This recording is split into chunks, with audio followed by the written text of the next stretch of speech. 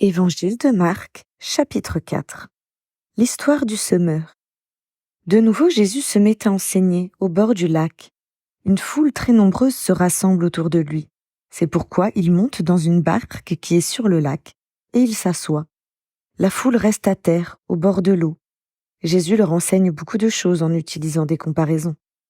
Dans son enseignement, il leur dit « Écoutez, le semeur va au champ pour semer. Pendant qu'il sème, une partie des graines tombe au bord du chemin. Les oiseaux viennent et ils mangent tout. Une autre partie des graines tombe dans les pierres, là où il n'y a pas beaucoup de terre. Elles poussent tout de suite parce que la terre n'est pas profonde. Mais quand le soleil est très chaud, il brûle les petites plantes et elles sèchent parce qu'elles n'ont pas de racines.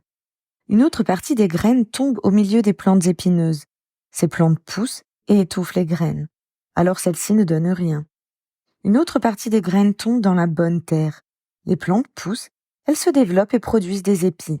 Les uns donnent 30 grains, d'autres 60 et d'autres 100. Et Jésus ajoute, « Celui qui a des oreilles pour écouter, qu'il écoute. » Pourquoi Jésus utilise des comparaisons? Quand Jésus est loin de la foule, les 12 apôtres et ceux qui sont avec Jésus lui demandent, « Pourquoi est-ce que tu utilises des comparaisons ?» Jésus leur répond, « Dieu vous donne, à vous, la vérité cachée du royaume de Dieu. Mais les autres gens entendent seulement les comparaisons. Ainsi, ils regardent mais ils ne voient pas. Ils entendent mais ils ne comprennent pas. S'ils comprenaient, ils se tourneraient vers Dieu et Dieu leur pardonnerait. » L'histoire de la parole. Ensuite, Jésus dit à ceux qui sont là, « Vous ne comprenez pas l'histoire du semeur? Alors comment allez-vous comprendre toutes les histoires qui parlent du royaume? Le semeur sème la parole de Dieu. Certaines graines sont tombées au bord du chemin.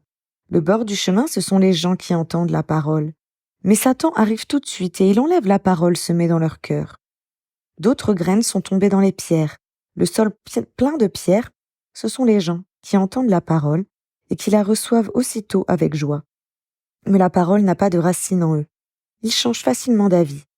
Ensuite, quand il y a une difficulté ou quand on veut les faire souffrir à cause de la parole, ils abandonnent tout de suite. D'autres graines sont tombées au milieu des plantes épineuses. Le sol couvert de plantes épineuses, ce sont les gens qui entendent la parole, mais qui s'inquiètent pour les choses de ce monde. Ils cherchent de fausses richesses et ils ont beaucoup d'autres désirs. À cause de cela, la parole est étouffée et elle ne produit rien. D'autres graines sont tombées dans la bonne terre. La bonne terre, ce sont les gens qui entendent la parole et qui la reçoivent. Ils donnent des fruits, les uns 30, d'autres 60, d'autres 100. Écoutez avec attention. Jésus leur dit encore, « Quand quelqu'un apporte une lampe, ce n'est pas pour la mettre sous un seau ou sous un lit. Au contraire, il la place bien en haut. Tout ce qui est caché, on pourra le voir. Tout ce qui est secret, cela paraîtra en pleine lumière. Celui qui a des oreilles pour écouter, qu'il écoute. » Jésus leur dit encore, « Faites bien attention à ce que vous entendez. Dieu vous donnera comme vous donnez aux autres, et même il fera plus que vous. En effet, celui qui a quelque chose, on lui donnera encore plus, mais celui qui n'a rien, on lui enlèvera même le peu qu'il a. » Les graines qui poussent toutes seules. Jésus dit encore, « Le royaume de Dieu ressemble à ceci. Un homme sème des graines dans son champ. Ensuite, il continue à dormir pendant la nuit et à se lever chaque jour. Et pendant ce temps, les graines poussent et grandissent, mais cet homme ne sait pas comment.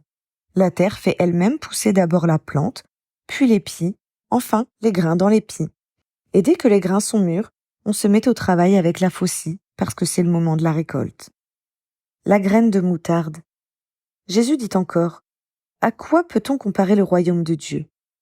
Avec quelle histoire est-ce qu'on peut en parler? Le royaume de Dieu ressemble à une graine de moutarde. Quand on la sème dans la terre, c'est la plus petite de toutes les graines du monde. Mais ensuite elle pousse, et elle devient la plus grande de toutes les plantes. Elle a des branches si grandes que les oiseaux peuvent faire leur nid sous son ombre. » Jésus annonce à tout le monde la parole de Dieu en racontant beaucoup d'histoires de cette sorte. Il le fait dans la mesure où ils peuvent comprendre. Jésus leur parle toujours avec des comparaisons. Mais quand il est seul avec ses disciples, il leur explique tout. Jésus calme la tempête. Le soir de ce jour-là, Jésus dit à ses disciples, « Allons de l'autre côté du lac. » Ils quittent la foule et les disciples font partir la barque où Jésus se trouve. Il y a d'autres barques à côté d'eux. Un vent très violent se met à souffler. Les vagues se jettent sur la barque et beaucoup d'eau entre déjà dans la barque. Jésus est à l'arrière, il dort, la tête sur un coussin. Ses disciples le réveillent et lui disent « Maître, nous allons mourir, cela ne te fait rien ?»